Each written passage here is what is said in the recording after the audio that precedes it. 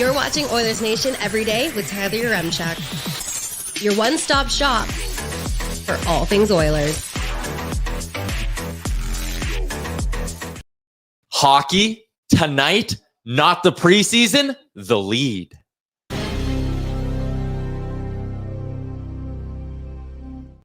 It was 5 words. Hockey tonight, not the preseason, the lead. It was 7.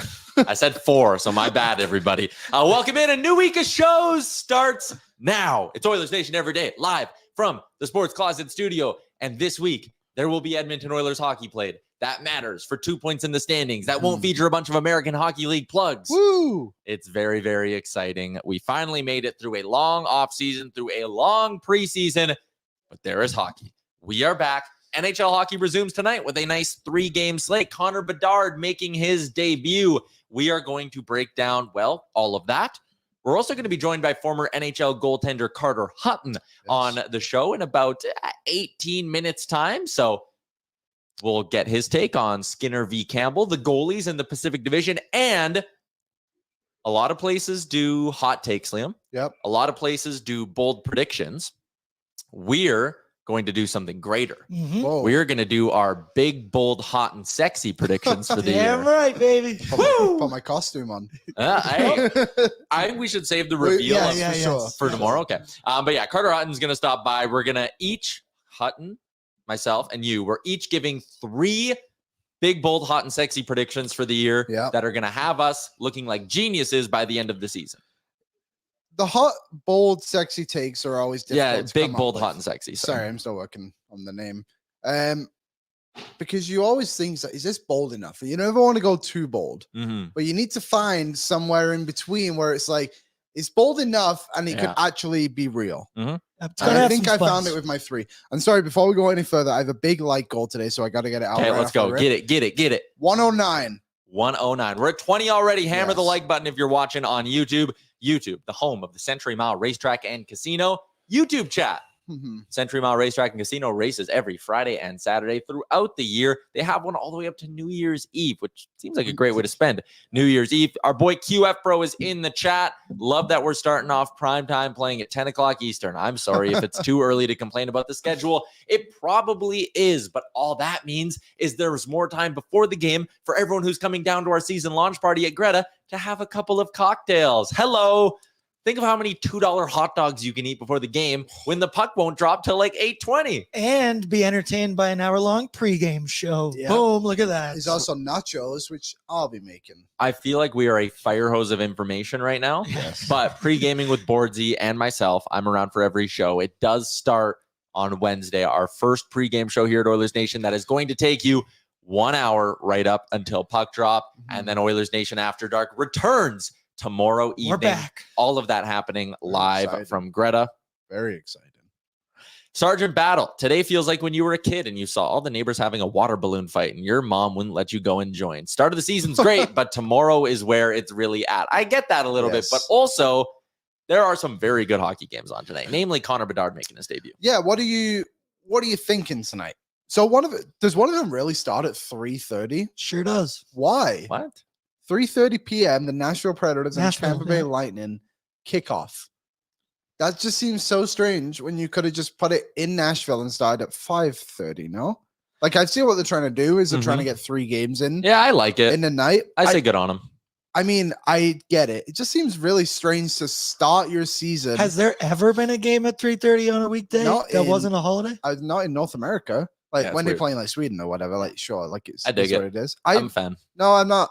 Honestly, I'm so against it. My favorite part of the pandemic, weird to say that, was that one point where we got like during the bubble playoffs where we got games starting at like 11 that just ran till the evening. That was cool. But Yeah. that was under extreme circumstances. What would have been unbelievable, if I have to be frank with you all, frankly speaking. What if they did this yesterday? Canadian Thanksgiving Monday, you have hockey begins. That would be That's a actually a great great way idea. to Way kick better. off the season. Way better. Do But a full slate on Monday. But yes. instead, you're doing it the day after when everybody has gone back to work. Like, I get it. Like, this is all, no Canadian teams play tonight. Low-key dumb as hell, as the kids would say. As the kids would say, low-key, dumb High-key. as all heck. Tyler Mulick in the chat. Sorry, when should we get to Greta? I missed that. The pregame show is starting live at Greta at 7.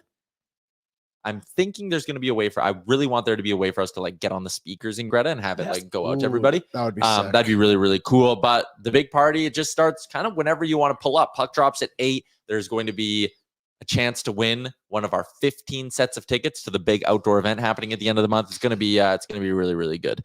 So giddy up. Before we move along in the show, because we do have some looking ahead to do, let's take a look back with our weekend report. It's brought to you by Cornerstone Insurance. CornerstoneINS.ca is where you can find more info on how they could save you some money because you are a nation citizen. Weekend recap. How was your Thanksgiving? Thanksgiving was a good one. I was actually at the rink all weekend to Williger Rec Center for a showcase, which is really good. I am a dog on a bone. Always grinding. A great meal yesterday. Ham. We went with the ham. No turkey. No turkey. Turkey's a Christmas thing for us. I think we like the ham on Thanksgiving. But I know I've lived in Canada now for a while, but I'm still very new to these Thanksgiving traditions. So yep. 13 years is not enough to adapt. Not enough. Not enough. I was like, I feel like you've been here long enough. Yeah, probably could adapt a little bit, but it was all good. It was all good. Good win for my Lions over the weekend. Destroyed those Carolina Panthers. Are we talking Super Bowl with your Detroit Lions? The Detroit Lions, the second best team and the third best team in the NFC. San Francisco, the Philly, third best, Detroit. Yeah. Dallas seems to think they're up there, but they got absolutely spanked on Sunday Night Football. Dak Jones kind of sucks. Dak who? Dak Jones. I like that. Dak Jones. I like that. You snuck that one in there. But Prescott's brutal. Prescott is brutal, and he has no excuse compared to like a Daniel Jones, for example, who literally gets the ball and he's getting sacked. Yeah. Dak Prescott has a legit offensive line in front of him, and he stinks. Or the Niners, or just that good, possibly. I think it's a bit of both. They beat them worse than they beat the Cardinals. Yeah, it's true. Hey, sleep on the Dallas didn't beat the Cardinals. Gavin's at the window, pissed off. Yeah, about Gavin's Cowboys. pissed off. They stink. My Buffalo Bills did lose, to be fair, as well, in the London game. That was awful. They looked a little too sleepy. Maybe they should have went over a little earlier. Also, do you know what? Another thing that's kind of crazy in this little NFL loop is Jacksonville doesn't have a bye this week, but they've been in London for 2 weeks. As someone who was in London for 3 weeks, I'm going to let you know you're probably going to need a week to recover. They don't have a bye. No, they don't have a bye. Where do they have to go? They have to go to like LA. No, it's like I think they're at home. I would hope so. It's not too bad. Like it's not as extreme. It's an extra 2 hours. You're saving compared to like what you had to do. I think it's a 6-hour time difference. Yeah, because it's 8 from here. Quite a lot. Yeah, it is. Dude, I'll tell you though, the Buffalo Bills, they took over London. Yeah, Bills Mafia they were out there. So that was good. Everyone freaked out about Stephon Diggs throwing a tablet. People were like, Josh Allen's sick of him. Shut up. People are so dumb. Like he's mad. He's mad because they're losing. I would certainly hope that a professional athlete would be mad that they're losing. He also caught like 12 passes in that game. So I'm pretty sure him and Josh Allen are fine. MLB postseason. Boardsy, your Atlanta Braves had quite the finish to that ball game. Everyone was crying, oh, the playoff format's unfair. And then the Braves scored 4 unanswered runs, and everyone was like, no, playoff format's fine, actually. Sick. Yeah. As an Atlanta Braves fan, the resident Braves guys here at Oilers Nation, I said to you pre-show, I almost passed out. I was so into this game, and I thought it was over. And then the most electric finish ever, which I did prepare and brought right here. 35 or 40% chance of him catching this ball off the bat. Tying runs at first. So Bryce Harper's like, I'm scoring, baby. I'm tying this game. Psych. Oh, wow. Was that? And then he's got to turn around. You never pass second is what even the coach said. And he did it. He knew it. And then he slipped trying to go back. Yeah. And boy, did that not work out. Shout out Austin Riley there, the third baseman, who made a miraculous play. There's like a back camera angle that shows how quickly he recognizes. Watch this guy come in and pick this out here. Guy misses it. Boom. Riley. Boom. Game over. That is a guy who was dialed into the game in that moment. That's Derek Jeter. Who called the ball? Michael Harris. Michael Harris. Yeah, he is legit best number 9 hitter in baseball for most of the season was Michael Harris. And also, did the Diamondbacks win again yesterday? Yep. Yeah, 4-2. So the Diamondbacks are on the brink of going to the NLCS. Is that crazy? Who had that on their bingo card? Because I didn't have that. Zach Gallen was dialed in yesterday, and Texas can sweep Baltimore today at 6 o'clock. It's a good sports night. Do you remember a few episodes back, probably a few weeks ago now, when I said that Texas should just get all the best players and be good? Mm-hmm. Is this what's happening right now? Yeah, maybe. It might be. Interesting. All right, so there you go. Speaking of the weekend report, let's finally dig into what happened with the Edmonton Oilers. All hell breaks loose on Sunday when the Edmonton Oilers announced that Raphael Lavoie, Lane Peterson, and Ben Gleason are going on waivers.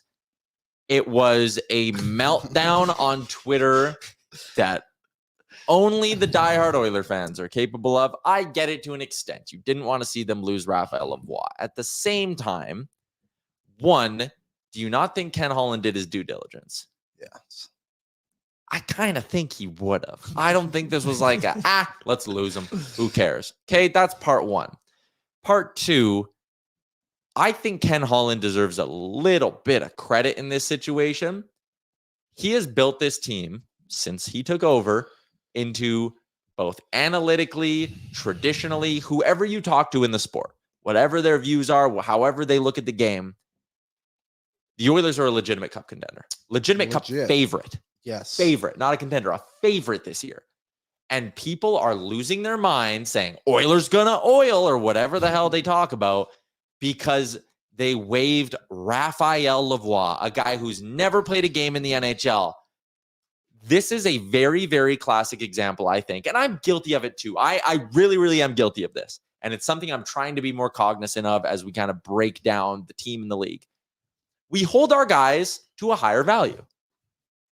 Raphael Lavoie's never played in an NHL game. He had a really good season, not a great season, but a really good season in Bakersfield. Every organization has Raph Lavoie's. We saw forwards who haven't played NHL games get claimed on waivers. Raphael Lavoie didn't. Doesn't that tell us that maybe at the beginning of the preseason, I overvalued Lavoie? Maybe throughout the preseason when he was, again, fine, but he wasn't great. Mm-hmm. Maybe we overvalued Raph Lavoie just a bit. Yes. Firstly, I would just like to make one quick comment on the Twitter chaos that happened. I don't think we've seen this kind of freak out since Devin Shore signed a 2-year deal. Mm-hmm. That was a very interesting evening on Twitter. All those analytic sports are out everywhere. It was very funny to watch. Secondly, yes, we do overvalue our own players, and so does every other team. Yep. Every other team in the NHL would have to look at their board and think Raphael Lavoie is better than 70% of our AHL roster or whatever, right? He would have to make our team, and teams are trying to cut down, not add necessarily, right? You know what you want. An AJ Greer was picked up yesterday by Calgary. Yep. Because he's an NHL player. He has played and had some success in the NHL. And Calgary probably needs someone like that in their lineup. It would help them. So stuff like that gets me. But Lavoie going down is not the end of the road, people. Raphael Lavoie will play NHL games this season. I guarantee it. The problem we had was, and we spoke about it, he wasn't consistent enough in his performances for the team. The night before when they played the Calgary Flames, which was last Wednesday, we were both on here, and Luke Gazdick was on earlier in the week too. And we said, but we hadn't seen enough from, quite frankly, any of the players that were competing for that final forward spot. And Lavoie had a great game on Wednesday. He didn't really follow it up too well on the Friday.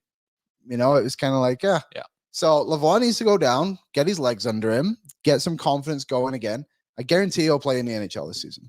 Yeah, he will. He'll get games at some point. And I think you can go to my Twitter and see how my mentions were for a little bit. I think a lot of people agreed with what I was saying. Me putting out there as someone who covers the team, is paid to talk about the team and all of that. Me putting out there my opinion of, hey, I don't think we should freak out about this until it's really time to freak out about this. That's not gatekeeping. Look up what gatekeeping is. That's kind of my take on it. It's come on, people. I give my opinion on the team. If you disagree with it, it does not mean I am spitting in your face. It does not mean I'm telling fans they're idiots. It does not mean I'm talking down to anyone. Yeah. I give my opinion. I think anyone who watches this show knows I value the fan's opinion because I am a fan myself. I will wear an Oilers jersey to the home opener on Saturday. Mm-hmm. To sit there and be like, oh, you're turning into the old media, Yaremchuk. Yeah. Gatekeeping the fan base. Get a grip. Yeah. It was a little ridiculous is kind of my point. From Fico in the chat, don't gatekeep gatekeeping. That's pretty much all it is. And then there is also that portion of the Oilers fan base who has never been wrong about anything, right? No. Okay, let's walk through this chronologically. The Oilers put Lavoie on waivers. Ken Holland is an idiot for putting him on waivers. They're going to lose the second round pick from a few years ago. They spent time developing him. What a terrible, costly, unforced error. Ken Holland puts Lavoie successfully through waivers. Yes. And is cap compliant to start the year. Ken Holland got lucky. Anyone who can't see that he's lucky is an idiot. And it's like, okay, so you're never going to admit you're wrong. If Ralph Lavoie would have gotten cleared, I would have come out here and been like, unforced error from the Oilers. They should have found a way. They made a bad, miscalculated read here. That's not what good organizations do. But the move worked.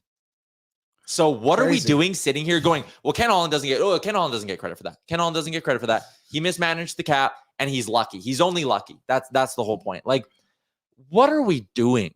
What are we doing? That side of the fan base will never, ever, ever, ever, ever applaud a move Ken Holland makes. And he's turned his team into now back-to-back years a Stanley Cup favorite. And those people won't give him credit for that. They'll say, well, damn, that's what you should be doing with Connor McDavid. They won't applaud Zach Hyman. They ripped giving Zach Hyman a 7th year without ever acknowledging that if you don't give Zach Hyman a 7th year, you don't get Zach Hyman.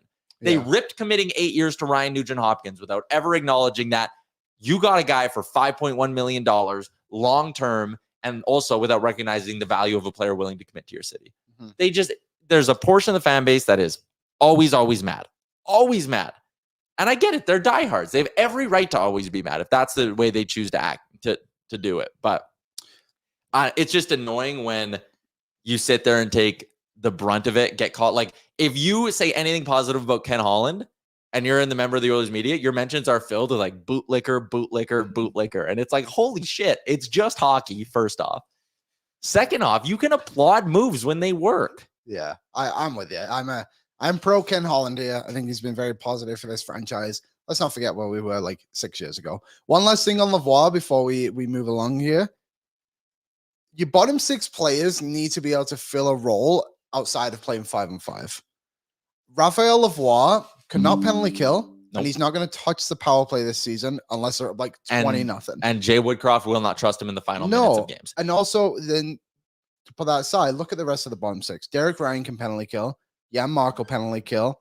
Fogle could penalty kill, and he plays a little bit of second unit power play. McLeod penalty kills. Dylan Holloway will probably see some penalty kill this year. So that's 5. And if Adam Ernie, whatever's going to happen with him, he's still on the PTO, just practicing with the team right now. He was killing a lot of penalties as well in preseason. He's a veteran player who's done it in the league before. So there you go. You have 6 penalty killers on top of basically everybody in the top 6 as well, besides Evander Kane. Yeah. The others actually have 11 forwards. Also, they need to play Connor McDavid more and Leon Draisaitl more at 5-on-5. The more penalty killers you have who are competent. I'm not even saying Matthias Janmark is a great penalty killer, but he's a competent penalty killer. The more penalty killers you have, that's less minutes you're wasting McDavid and Draisaitl for on the penalty kill when you don't really need to have them out there. I think Janmark plays a different kind of penalty killing role. Like, you have a Derek Ryan, he's going to out there. He's going to be extremely defensive responsible on the penalty kill. Where you have a Janmark, he might be able to get a breakaway and score a goal. Depends where you are in the game in the moments, you know? I'm going to wrap up my little rant on whatever the hell happened over the waiver Twitter stuff with this from Tyler Mulick. My favorite thing is when people forget the Oilers Nation boys are legit fans. They ain't getting their pockets lined from the OEG. They literally will not let me in the building. They will not give press passes to anyone if you have Nation in the site you work for. Flames Nation, nada. Oilers Nation, nada. Gregor gets in because he's 1440, was 1260 before. But like, if it doesn't, they don't like us. I don't need to get into that, but I'm just saying it's hilarious when I get called, oh yeah, just doing Ken Holland's dirty work. I will never be in a scrum with Ken Holland, so I don't know that. I've seen the checks and I've seen who signs them. Yeah. Ken Holland. Yeah, taking that hush money from old Daryl. Tyler's taking the job after. Anyways, we got way too deep down the rabbit hole there. I did not want to do that. That's your weekend recap for our friends at Cornerstone Insurance. We have a new friend joining us on the show today, Liam. Did you hear about this? I'm familiar with what we've got going on the show. You're familiar with his work? I'm familiar. Yes, very familiar. He's joining us on the Star Mechanical guest line, Edmonton's #1 plumbing and heating company. You can find him at starmechanical.ca. We welcome former NHLer Carter Hutton to the show. Carter, how's it going, man? Good. Excited to be here.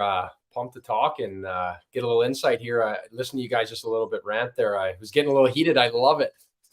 Yeah, we have a tendency to get a little bit fired up on the show, but that's the beauty of it, I suppose. Before we get rolling, you are newish into your media career, fresh off the NHL career. I went and did some digging, did some prep like a good host does.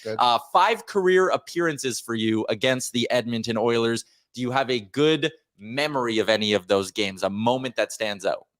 I have a few of them that stands out. I remember getting absolutely whacked in the new rink. McDavid scoring on me, so that was nice. And a few good ones, I think, early when they struggled. I remember early in my career with Nashville, they weren't as good. And then just to see the transformation, I think, is the biggest thing post-career, where they started to where they are now, just an absolute powerhouse. So it's obviously exciting to see where they're at. And I do one that sticks out for me. I remember we lost in overtime. Nuge got a winner on me on St. Louis. And I remember Matt Hendricks playing on the team. And I remember it was 60 minutes of Matt Hendricks yelling at me the whole game. He didn't stop. And we lost. I think it was 2-1. I played very well, but just one of those ones. I was good friends with him, but he never shut up for 60 minutes. And man, do I hate that. As an NHL goaltender, which one was more frightening? McDavid full speed down the wing, or like you're facing the Caps and you see Ovi in his spot? Which one of those two is worse? Oh, I think McDavid all day. Ovi obviously scored a ton on me. I think he had 9 in his career on me. One of my buddies actually sent me a clip. It was they had a breakdown of every goal that Ovi has scored and who he scored on, and I got 9. I think 8 or 9 on that list, so something to be proud of. But for me, it was the way I played and how the game goes so fast. And I joke around with some of the goalies I've helped now is like a neutral zone approach, right? So as the game's coming at you, you're getting ready from the red line in. And playing against players like McDavid, I honestly used to joke, like the far goal line in, you need to be ready. Because at any point he gets that puck and he's on top of you. And he's so dynamic and so exciting. And it's amazing what he can do out there. Let's talk a little Oilers goaltending here with the season getting going tomorrow. A lot of debate about who should start opening night for the Oilers, Campbell or Skinner. And a big reason why that's even a debate is because Jack Campbell played really well during the preseason. I don't know if you've caught any of Jack Campbell here, but you obviously know a little bit about him as a goalie. Do you think there's a chance we get a Campbell bounce back this season? I think so. He's a guy similar to myself. Obviously, you've had a lot of success, and he was in that backup role, and then he got into Toronto and he got more games and he played. And so the way I view it is like it's almost like a contract hangover. You get the big deal. His whole life he's been fighting to try to be the guy, get the money, get the contract. Now you get a deal. You've been under the microscope in Toronto, and I think it's almost like a little bit of decompression. He comes to Edmonton. He has the money. He has the contract. He has a bad year. But he didn't get there not being a guy that's going to compete and get better and work at it. So I definitely see him having a bounce back year. And I think last year you see the playoffs. So like Stuart was unbelievable all year. Skins played really, really well. But I think you get to a point in the playoffs where he was playing so many meaningful games down the stretch because Jack at that point was almost so unreliable. He was a bit of you almost couldn't play him because the way he was struggling. So I think Stuart's seen a lot more games that he would have seen, where now I think you get Jack back in the rhythm, back playing, back managing this new contract, this new pressure, this new life. And I think you're going to have a pretty dynamic duo because I can't see Skinner not being even better this year.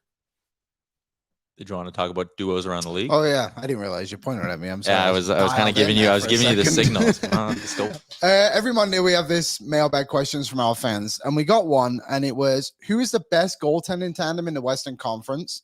I said the Winnipeg Jets. You went wild card. Well, I went a little wild card, and I was just, maybe it's recency bias as well. I said Vegas just because, like a year ago now, we were talking about Logan Thompson being the guy. Yeah. Now they have Thompson and Hill, and it's like, okay, you got two pretty established options in that crease. I took duo as in the strength of both parts. You took it more as a good starter, I guess. Well, I guess. What do you think, Carter? Anyways, what are your thoughts, Carter? Yeah, I definitely I think Brassard in that role is very good. And now maybe you can monitor how much you're going to play Hellebuck too. You manage those games because you look again now you look at the, Aiden Hill. Is he going to have a hangover? Is it going to be that contract Stanley Cup? What we talked about with Jack getting the big deal. I don't mind the Vegas because they're still going to be deep. They're still going to have the team. But I really like that combo. I've always been a big fan of Hellebuck.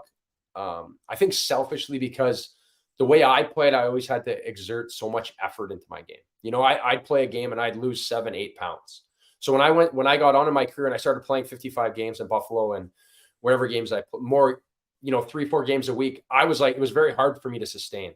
So then when I watch these bigger goalies that are manage the crease a lot better than I did, I think there's just more sustainability in those guys' games, right? As longevity starts to set into your career, I played till I was 36 and pretty much from 32 on, it was an absolute battle, whether what I ate, what I drank, how I performed. That's why I always respect the goalies like Marc-Andre Fleury and these guys that are battlers.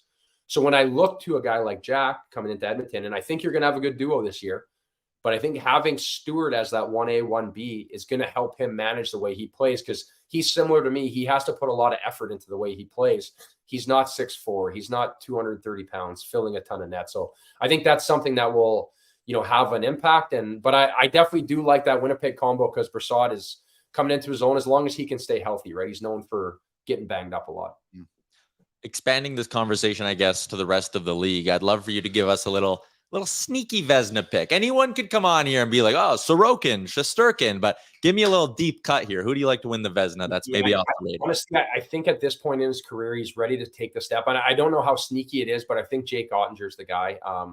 I just love the way that his game has evolved and the way he manages the crease too. And again, I think you have another good combo there with having Scott Wedgwood, who has really flourished into a very solid NHL goal. I got to spend some time with Wedgie in Buffalo and then in Arizona. And he is a guy that just keeps working hard and chipping away. And so now maybe you take a little bit of that load off Ottinger. And now he's playing those big games. He's getting the right rest. And I think he's definitely got a chance to win the Vezina.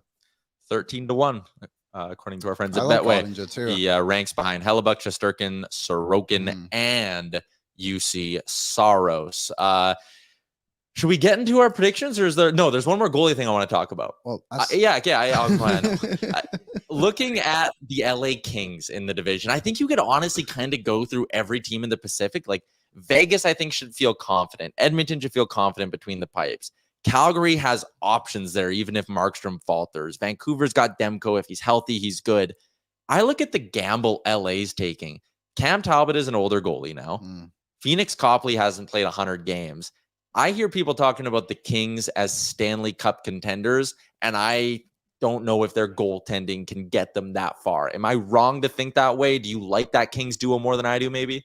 No, I don't. I'm with you on this one. I love to disagree sometimes, but I can't on this. I just think Cam Talbot he's a little long in the tooth, right? And he's very good, but like, what you're getting from him. It's not really like he's going to turn into something he's not, right? Where I think of these other teams that are in a good position, like LA with a strong team, where, you talk about Edmonton.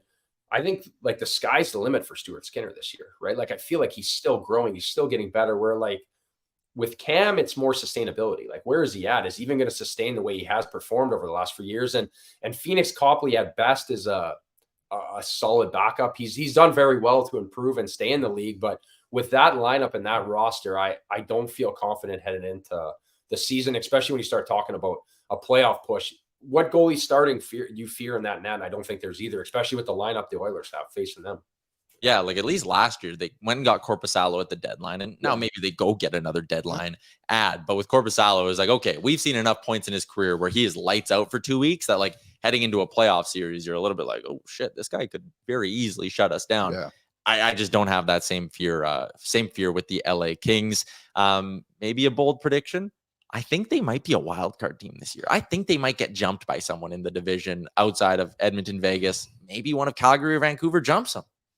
Yeah, I think there's potential there too. Like you talked about, like Korpisalo is a guy that gets streaky, and literally that's the biggest problem with goaltending, I think, is you have these contracts, you have these commitments, but it's all about who gets hot at the right time, right? Like I feel like that is one of the things that you talk about, guys that have had careers and streaky careers and getting hot at the right time. And, there's a handful of guys that are just the best in the world, right? Like you talked about all the guys that are the Vezina favorites, but other than that, it could be a coin flip, right? And it can't be me anymore because I shut it down, but. But I mean, even look at Aiden Hill. Like he only got that opportunity in the playoffs because Laurent Brossoit went down, and then he turns it into $10 million guaranteed over the next 2 years. Yeah. If Brossoit doesn't get hurt, Aiden Hill's looking for a $1 million, $2 million deal in the offseason? Yeah, you never know, right? That's the thing, is like always preparation, right? I feel like as I've helped like with some goalie development stuff and helping with teams and goalies, is you never know when your chance is going to be, right? Because the difference between like a mid-grade NHL goalie and the guy that's playing in the American League is not a lot. And there is that guy you can just get hot or right opportunity, right time.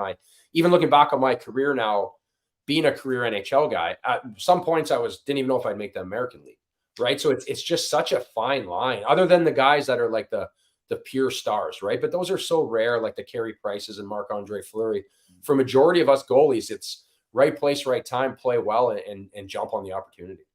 Yeah, I always think whenever I look at a guy like Aiden Hill getting that ticket and everyone being like, oh, he's going to be good. I always think about Scott Darling. Like that guy got his little run, was red hot. And then it was just like, oh man, like he never found that form again. And for whatever reason, bad breaks, wrong spot, wrong opportunity, but it can certainly happen. Let's get to our predictions. I'm excited for this. Carter, we gave you a little bit of homework. We told you to come ready to go with some bold predictions. It is our big, bold, hot, and sexy predictions for the 2023-24 season. We'll go around the horn. You have 3 too, right? We each have 3? I have 3. Okay, so we're ready to go. Carter, we'll let you go first. Give us your first one. Okay, my first one right now is the Skinner. Skinner takes over, I think, halfway through the year, but Jack Campbell is the guy this year. I think halfway, and I think Skinner's sky's the limit this year. I know I've read and paid attention to a lot of stuff about his preseason, but I think Skinner's going to be the guy when it comes down the stretch, and he's going to be the difference maker that pushes his team over the top. So a step forward from Stuart Skinner, which would be something considering he was an all-star last year. Yeah. So maybe we're talking about him taking a step up a little bit from that level, maybe being a legit bona fide number one. We'll take it. My number one. Yeah, your first take. The Vegas Golden Knights will finish 3rd in the Pacific Division. Ooh, whoa. Yeah. Okay. I know a lot of people think they're going to win the division. Again, I'm just not 100% sold on the. So do you have LA as 2 or do you have someone else's 2? I have someone else's 2. Who's your 2? Calgary. Explain. Well, I don't know. You weren't ready for that, eh? I just think LA's goaltending is such a wild card. I know they got a lot of good forwards and all that. And Vegas is kind of in the same boat too, where it's like, what is the goaltending going to be?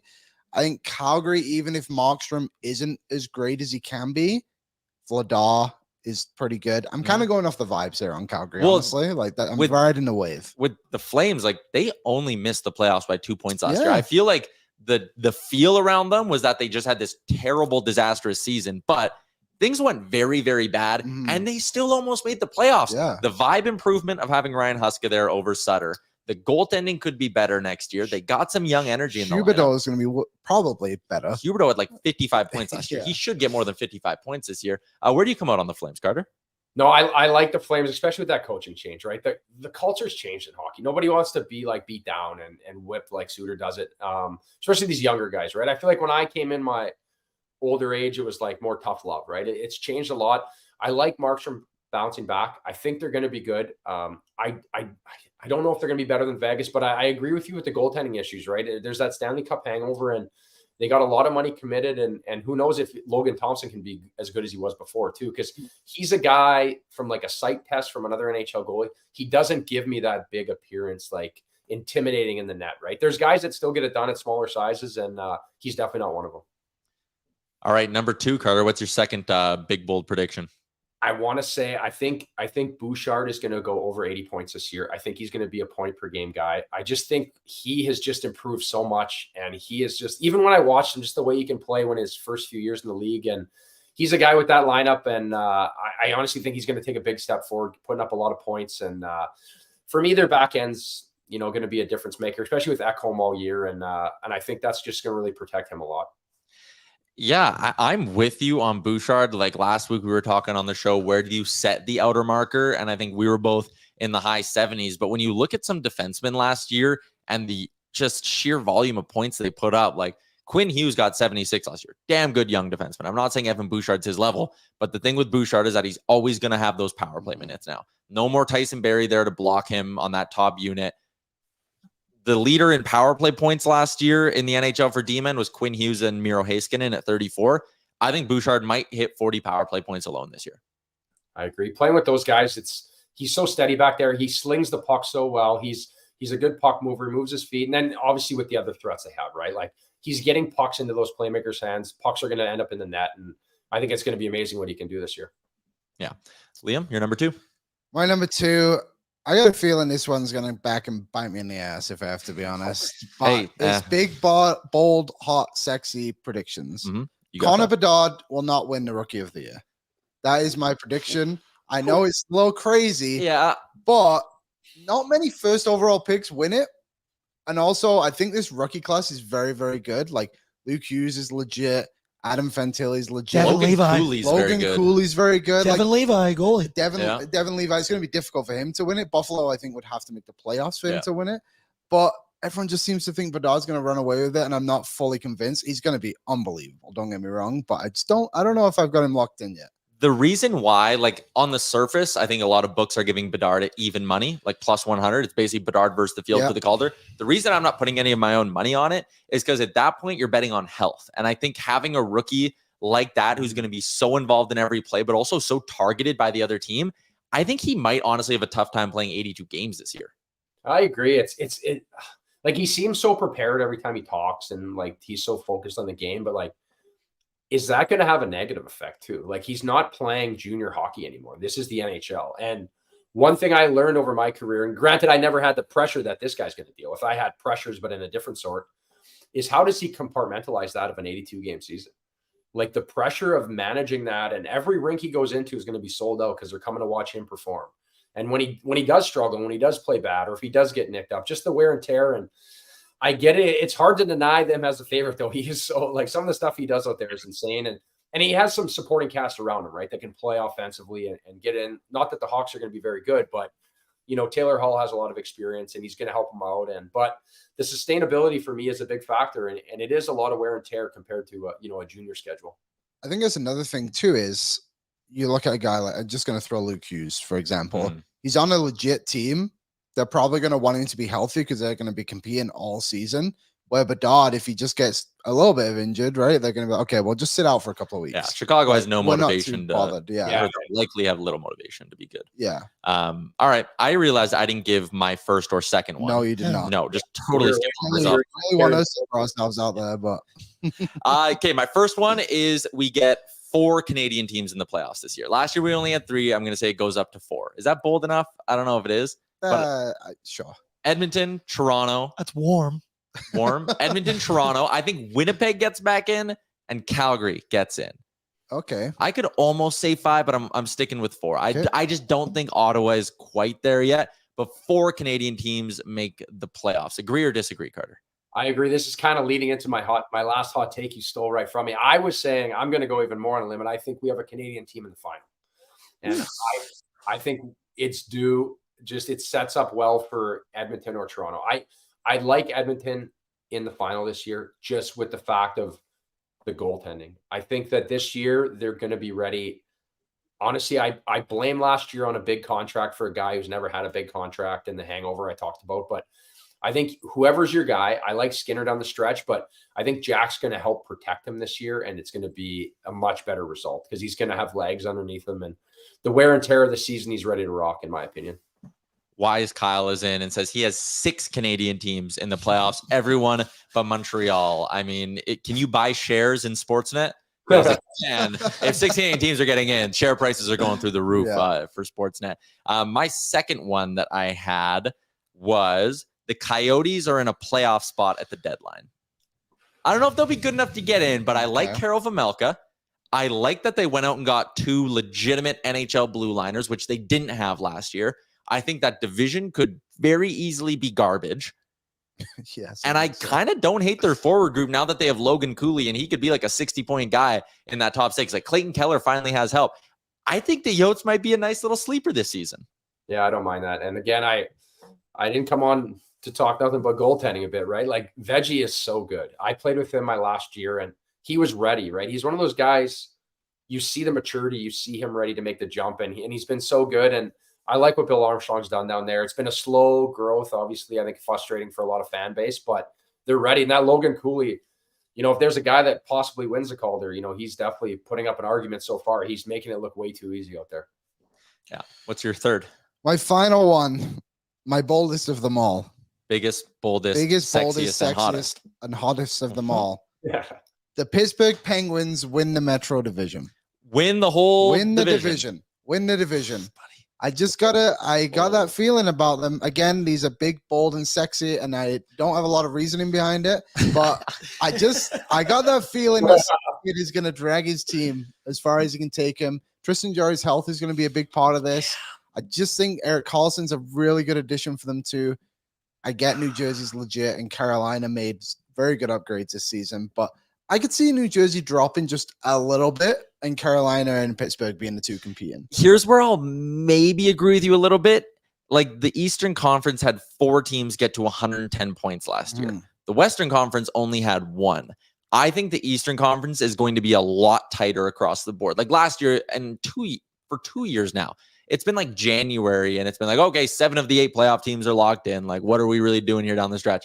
I think that changes. So while I don't think Pittsburgh can get to 113 points to win their division, I think a division winner might only need 106 or 107 this year because everything's just going to be compressed. Yeah, it's going to be a tight division for sure. I like what Pittsburgh's doing. I like what Dubas has gone in there and done. My only fear, I think, as a goalie, looking at Jari, is now adding Carlson does not help your back end other than putting up points. And with him and Letang, it's a little bit of the Wild West. You know, is he going to defend in his zone? Is he going to be blocking shots? Is he going to be playing on that side of the puck where I think Tristan Jarry has a possibility to keep growing, and he is very, very good, but he's a really good puck reader. But with those 2 wild cards out there, they're worried about scoring, not keeping pucks out of their net. So it'll be interesting, especially when you're playing a team like Carolina in your division, who is so oppositely focused. They have everybody bought in. They have everybody grinding. And then you have a goalie with Ranta and Freddie Anderson who you keep it they're pretty solid, and they don't give up a heck of a lot. My last one, my number 3. Last year, we had 2 60-goal scorers in the NHL. I'm going to say that number doubles this year. We get 4 60-goal guys in the NHL. The goalies might not like it, but I got McDavid. I got Matthews. I got Rantanen hitting it because I think him and McKinnon, full health of that Avs team. 60. He had 55 last year. And I'm going to say Jack Hughes does it as well. I think this is going to be, last year was like the mini breakout from Jack Hughes, where it's like, whoa, this guy's might be on the cusp of being a superstar. I think he's full-blown superstar this year. 60 goals for Jack Hughes as well. 4 60-goal scores. Goalies won't like it, Carter, but goals are up. It's the way the game's gone, too. I like Jack Hughes' pick. I actually was helping a buddy with a fantasy team, and I think he's, especially after that playoffs, too, right? He started to feel himself, and he's going, and he's getting that confidence, and he's just – it's like he's playing a video game out there, the way that kid plays, and it's impressive to watch this new age player. Yeah, he is legit. This segment was legit, Carter. We appreciate you hopping on, man. I know we kept you a little bit longer than we said we would, but this was a lot of fun. We'll do it again soon. Yeah, thanks for having me. I really enjoyed it. There you go. Former NHLer Carter Hutton for our friends at Star Mechanical, Edmonton's #1 plumbing and heating company. You can find out more by visiting them online, starmechanical.ca. It was nice having him on too and doing the whole you played against the Oilers. Tell us how cool it is to play against McDavid. That's nice. It was good. It was it's always good to have guys. Chat liked him. Guys on the show who have been in the moment. been there and they've done it. They've done it. Hutz is just a beauty in general. Had a great career. He did. His story is, so he played junior hockey in the SIJHL. Got a full-ride scholarship, I believe, to UMass Lowell, and then made his way to the NHL. I'm telling you right now, if you look at the alumni list for that league, it might just be Carter Hutton. But it is very difficult to get out of that league, and he made a career out of it. Also, Thunder Bay guy. That's where he was doing the show from. And we had Gord in the YouTube chat who's watching the show from Thunder Bay. I should have brought that up when Carter was on. Should have. Would have probably been smart. As Carter said to me earlier over text, Thunder Bay, Ontario, a.k.a. God's country. So there you have it, folks. All right. Sure. Don't know what that means, but I like it. Blake Shelton song. SIJHL. Yeah, that's a league, hey? It is a league. Superior Interior Junior Hockey League or something like that. Yeah, that's an acronym. That is hell of a name. All right, let's keep moving along with the show. Checking in on the Century Mile YouTube chat. Twisted McDavid hits 100 assists tonight. If you want tonight, no, this year tonight. Just just chilling. Bet the over. But we're going to be doing our Oilers themed predictions on a new episode of Oilers Nation Radio that drops a little bit later on today. Yeah, I just gave you a little teaser to my playoff picks. Yeah. Nuge Lover is in. Carter was fun. 10 out of 10. Bring him back. I think we will. I think he'll be a recurring guest. I think he's going to be. We haven't asked him, but I'm open. Couple people, Dry and Nuge Lover, asked about me not having Tage Thompson as one of my 60-goal guys. He got 47 last year. That's great. He had a 5-goal game in there. He probably isn't scoring. I think he had a stretch where he had like 8 goals in 3 games.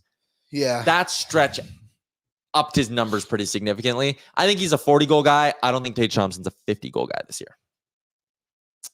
No, he's super close though, isn't he? He's going to be knocking on the door for that Buffalo team. I love him. I think they have so much talent, and they're almost exactly how you envision your team coming out of a rebuilding period, right? Yeah. You've got a legit starting goaltender, 2 absolute studs on the blue line.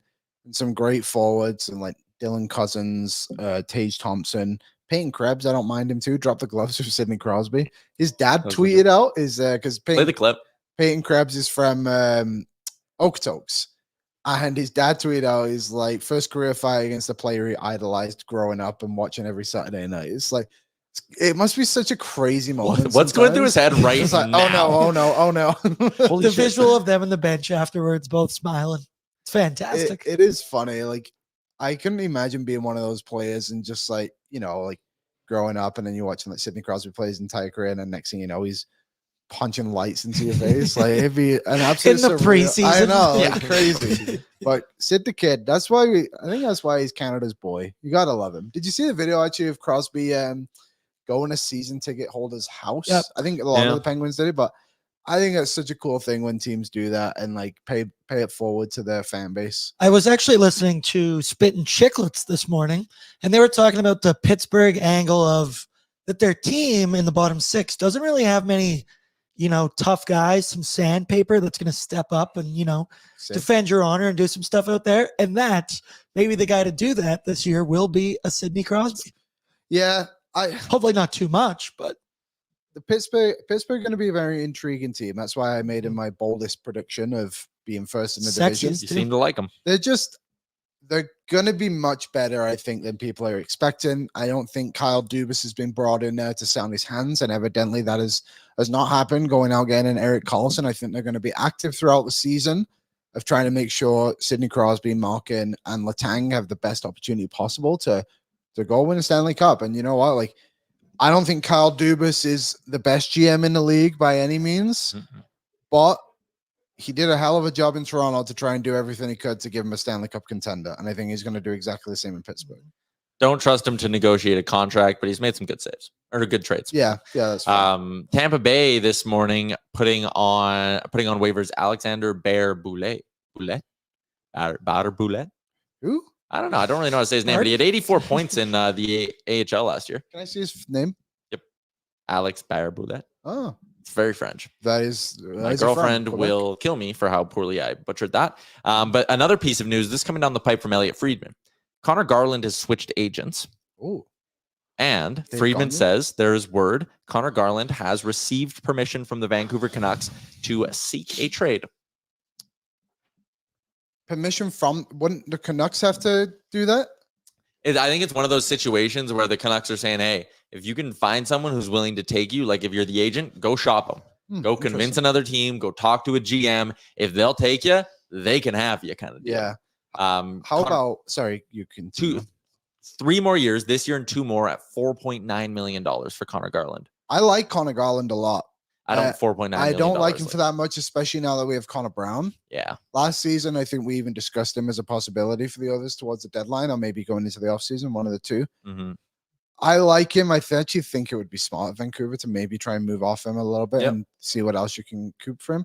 But how about the other bomb that Friedman dropped yesterday of saying that Elias Pettersson and Vancouver just aren't simply committed to each other, which would be crazy. That would be insane Yeah. if he's not a Canuck 12 months from now. they got to tear it down if that's the case. If he doesn't resign, oh my God. Yeah. It would be crazy. But also the only equivalent obviously is a Matthew Tkachuk kind of trade, right? Like it's the only one we've seen in recent memory of you have a legit superstar in the league. Like who knows? But that's kind of a reason why I don't have Vancouver as a playoff team this season. I know Frank is very high on them, but Yeah, I like him too, but I'm not that high on the him. season's not even started yet, and it's already this drama of your best player might not even want to be around. They always get in their own way. Always, Always. every single season. They have so much talent. Yeah. So much talent. Speaking of Canadian teams and big news, how about the absolute stunner yesterday of the Winnipeg Jets? Yeah. That was nuts. Dude, I am still borderline speechless. I don't know how they got these done. I think they are big, expensive tickets. I like the Hellebuck gamble. I think keeping that guy locked up for that long and what we know about goalies and with the cap going up, Hellebuck will be fine. Will Mark Scheifele keep being an $8 million player through his age 36, 37, 38, 39-year-old seasons? I'm doubtful. But at the end of the day, I applaud Kevin Cheveldayoff for getting these guys back. Me too.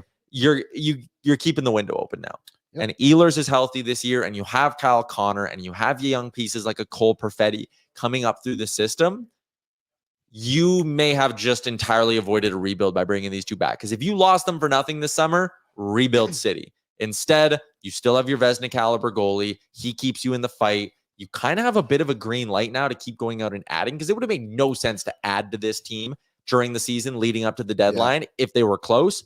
Now you're sitting there going, okay, be a buyer at the deadline. Try to get into the playoffs. Kevin Cheveldayoff, I think, gave himself an extra 2-3 years on the job because of this.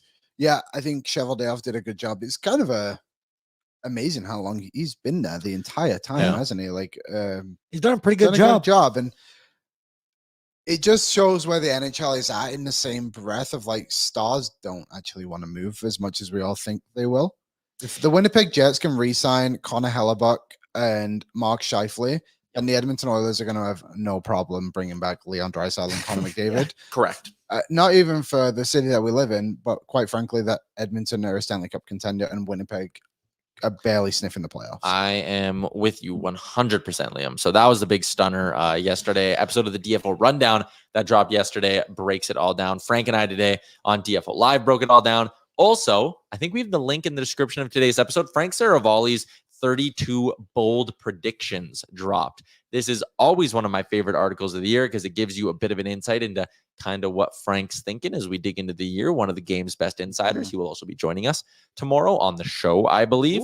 But there's a couple that tie into the Oilers.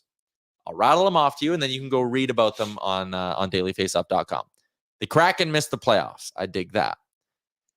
McDavid, first back-to-back 60-goal seasons since Bure in 93-94. I also dig that. He's got the Canucks getting over 87.5 points. He's got Jay Woodcroft winning the Jack Adams. Let's go. I like that.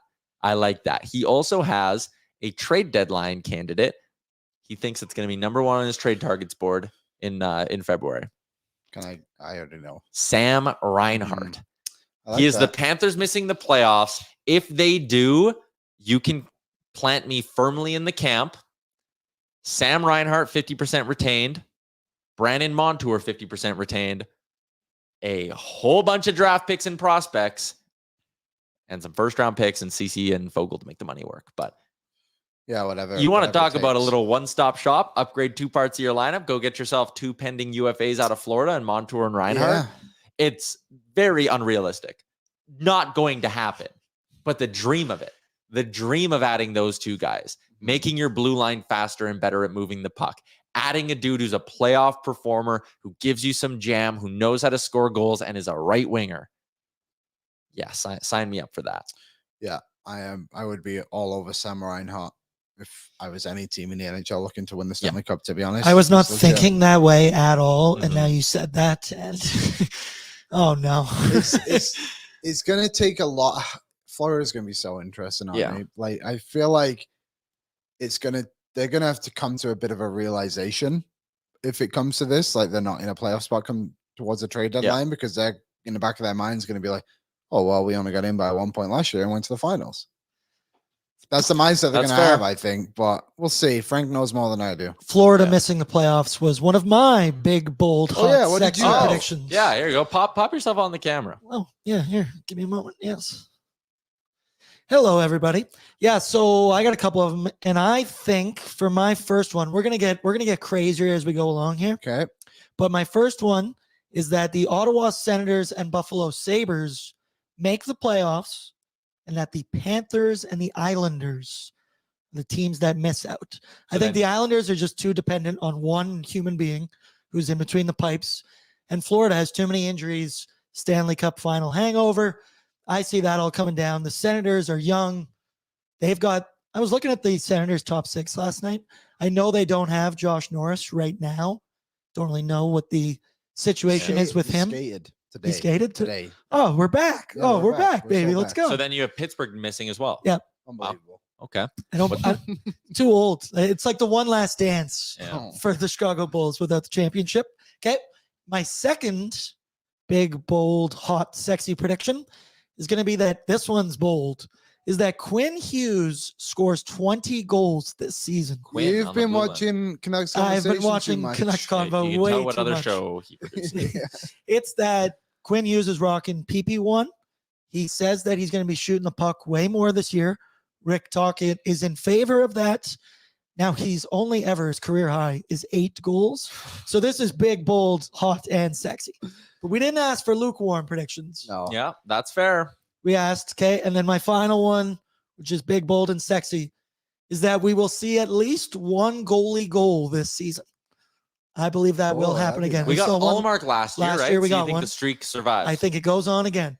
Can I go bolder? Similar. We get one goalie goal. Whatever Aaron said. We get a goalie fight. Ooh, goalie tilt. I like that. Yeah. I like that. We almost got one. Mm-hmm. So that Oh, damn that would be good. referee, was it stop John Gibson or No, Binnington and Fleury. that was it? Oh no, there was the John Gibson one too. Oh yeah, there was. There he held was them back we at the could have had a line. couple, but they got prevented. This year, Mm-hmm. goalies are pushing refs out of the way to get the center ice to scrap. That's Very the good. best part about goalie fight is that it has to be a center ice. Yeah. There you go. You will see that guy's face tomorrow and before and after every Oilers game. Pre-gaming with Boardsy, Oilers Nation after dark. You won't want to miss it. Hit the subscribe button. Also, our like goal was 109. Yes, We are away. 9 away. 9 away. Hammer the like button if you're watching on the YouTube.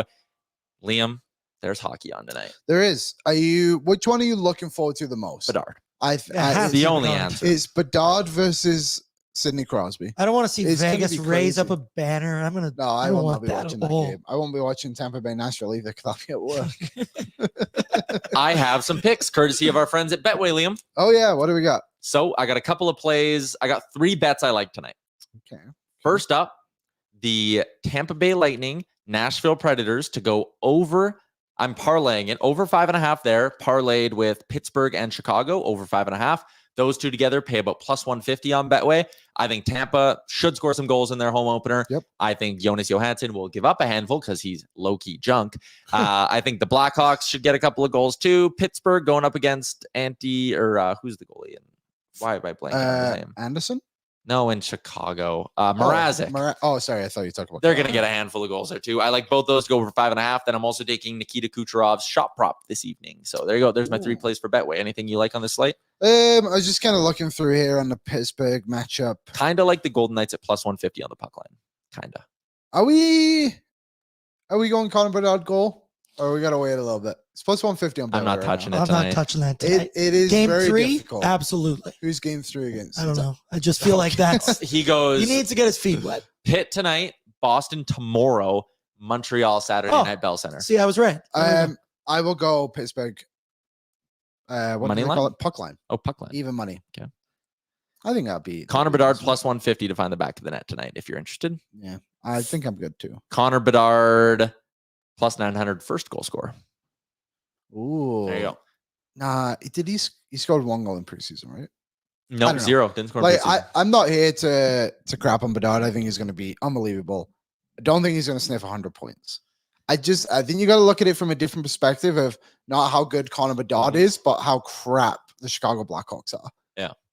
He doesn't have the talent around him. McDavid wasn't going to hit 100, Mhm. and his talent was way better. Someone asked what was the Sherwood Ford Giant question of the show. We are back to in-season mode, Yes. which means Sherwood Ford Giant questions come on game days. So we will be back with Sherwood Ford Giant game day editions of the show. That all starts tomorrow. Also, no one noticed we made changes to the studio again. No, we quite frankly I had noticed to. first thing this morning. You did. did. Aaron was so confused he had to look up pictures of before to Yeah, see. I looked it up. I was like, was this like this on Friday or what the hell? no. It's But I got camouflage. I got a new chair and Liam is now sitting on a couch. So Yeah. Liam's on half the couch. And then tomorrow on the other half of the couch will be our guy Jay. He's back for Yes. this year's shows. Frank will join us tomorrow as well. We got a loaded show. Busy one. Busy. Also- We're getting into busy season. You know, it's hockey season. This hour flew by. Yeah, it Yeah, truly 1 did. o'clock. It truly did. So let's wrap up the show with our favorite memories brought to you by Alberta Blue Cross. There's only one thing better than sharing memories. It's making new ones. Alberta Blue Cross travel insurance protects your memories and more. Wherever your travel takes you, you know where you visit? You visit ab.bluecross.ca/travel to get more information. All right. My favorite memory of today's show, Tyler, was easily when Carter Hutton joined us and said that he thinks Evan Bouchard could score 80 points this season. I like that. was very nice. He knew the audience he was speaking to. Yep. He said Skinner takes a step forward, even though Campbell will be better. Yeah. He said Bouchard hits 80 points, which is bananas, but I love it. Who knows? He could very well do it. asked me for the hot takes. Did they have to be Oilers centric or NHL? I said NHL, but he went He went Oilers. No, I know my audience. Smart guy. I respect. Smart man. Aaron, favorite memory of the show? My favorite memory, and this happened twice now. It is when Carter was talking about Daryl Sutter and how nobody wants that anymore. And Daryl Sutter popped up in our chat again and said, "Hey guys." I do like Daryl Sutter in the chat. He's very funny. It makes me laugh every single time. Bit of a wild card. Keeps asking for a job. Bit of a wild card. I'm going to say my favorite memory was just having Carter on the show. I think he could be a regular. I think he's I going would to be love to a have him regular. back.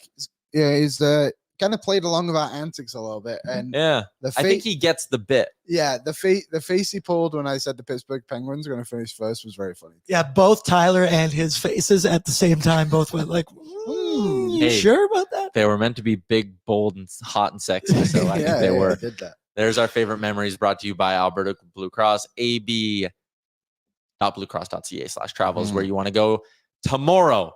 Short for Giant pregame edition of the show.